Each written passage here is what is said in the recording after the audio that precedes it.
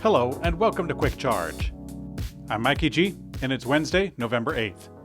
A screenshot of the Tesla Cybertruck specifications has been leaked ahead of the first deliveries coming at the end of the month. A YouTube video by TFLEV purports to have been sent a leaked spec by an unnamed Tesla insider. Now, while we can't confirm that the specs are true and we don't know the source that they got them from, they do seem to fit pretty well with what we already do know about the truck. So let's go ahead and list what we've got. Overall length is 18.6 feet. The overall width without mirrors is 79.9 inches. Overall height in the medium setting is 70.5 inches. Wheelbase is 143 inches. The curb weight with two motors is 6,670 pounds. Three motors is 6,890 pounds. A towing rating of 11,000 pounds. A max tongue of 1,110 pounds. The bed length of 72.8 inches. Bed width of 51 inches. The front trunk volume of 7.1 cubic feet. The weight capacity of that front trunk is 420 pounds. Headroom of 41.6 inches in the front, 39 inches in the rear. Leg room of 41 inches in the front, 40.9 inches in the rear. Shoulder room of 63 inches in the front and 62 inches in the rear. And the hip room, both front and rear, is 57.2 inches. There are no outlets in the front, but there is one outlet in the rear. A 110 volt with two of those plugs, and a 220 volt with one of those. Okay, so let's talk about some comparisons. The Cybertruck is significantly shorter than many trucks on the road. The full-size Ram 1500 and the F-150 Lightning are about 17 inches longer than the Cybertruck. The bed in the Cybertruck has a length that is quite substantial, especially given the shorter overall length. At 70.5 inches in height, the Cybertruck is actually quite a bit shorter than the F-150, being 7 inches taller than the Cybertruck. Now, despite all of this, the Cybertruck is still about as heavy as the competition.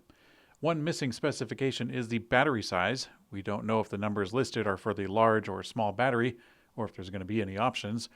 Now, regarding the plugs, the report shows a set of 3 plugs in the back of the bed. 2 regular household plugs for one 10 volt and one NEMA 1450 plug, which is largely the standard for electric vehicle chargers. This puts Tesla a tick above the competition, as the NEMA plug suggests that the Cybertruck can output 12 kilowatts, whereas the competition, like Ford, is currently capable of 9.6 kilowatts with a certain configuration. A Tesla owner in the United Kingdom challenged Tesla over its failure to deliver its full self-driving claims, and they won a settlement representing a refund of its purchase cost of full self-driving with interest. Now, Tesla's full self-driving system has been available since 2016, with Tesla stating at the time that Tesla now has all the hardware necessary to have the cars drive themselves. As we know, those promises have not yet come to be realized, and one specific issue relates to Tesla's site, which in 2019 stated automatic driving on city streets were, quote, coming later this year. Now, during some back and forth, Tesla did offer a refund without interest, and the insistence of a gag clause to restrict the litigant from speaking publicly about the experience. This was rejected, and Tesla did indeed settle for what amounts to $9,860. Now, it's not a huge amount, and this settlement in the UK doesn't set much of a legal precedent either. Tesla has hired a very experienced manufacturing executive from Stellantis to lead quality operations at Gigafactory Texas. The new executive, Kahiri Gans, has recently updated his LinkedIn profile to confirm that he is now Tesla's, quote, head of quality operations at Gigafactory Texas.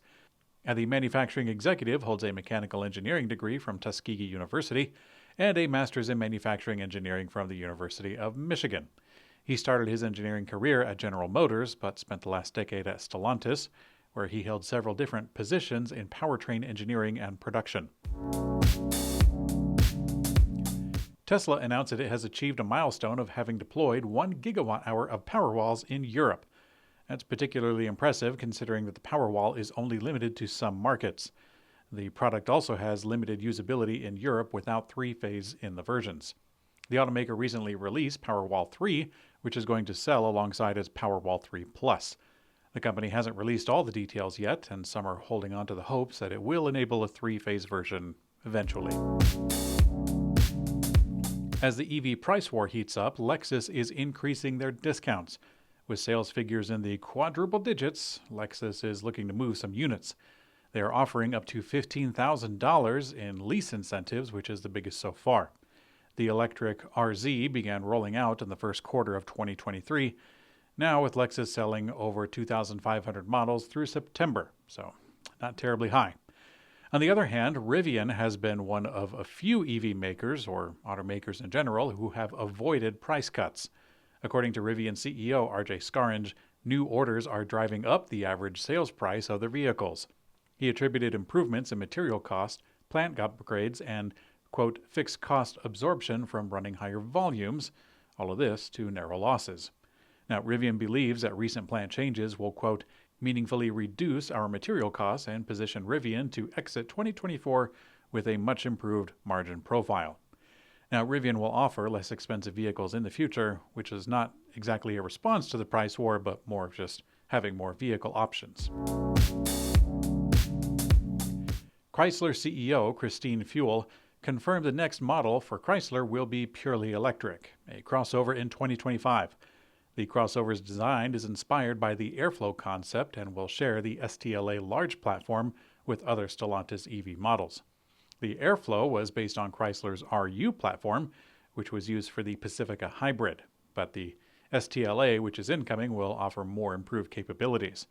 Despite this, Chrysler seems to be backtracking on their commitment to go, quote, all electric by 2028.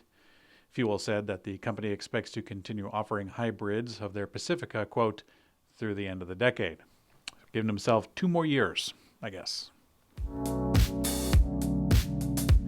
The Hyundai Motor Group plans to build its own lithium iron phosphate batteries to support cheaper EV prices.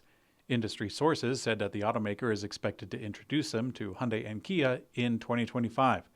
At its 2023 Investor Day back in June, Hyundai revealed a $7.3 billion investment to develop EV batteries over the next 10 years. Hyundai said it was leveraging its position, quote, amidst a seismic change in the industry. Now, the plans include co-developing NCM and LFP, but also solid-state batteries to improve costs while lowering range. No, improve range and lowering costs. There we go. Now, currently, the Hyundai Kona EV and the new Kia Ray EV are powered by lithium iron phosphate from China's CATL. It appears that Hyundai is trying to decouple themselves from the Chinese supplier. In today's community comment found on YouTube, Strange Handle says, The Green Daily Recap. Yes, indeed. Yesterday I had a little bit of fun with the color green. I was deciding what color to set the background lights to. I thought of green, and it occurred to me that I was already wearing a green shirt, so I found a green hat to make it complete. Never let it be said that Mikey isn't in it for the Green Revolution. Thanks for watching Quick Charge. I'm Mikey G, and I hope you have a great day.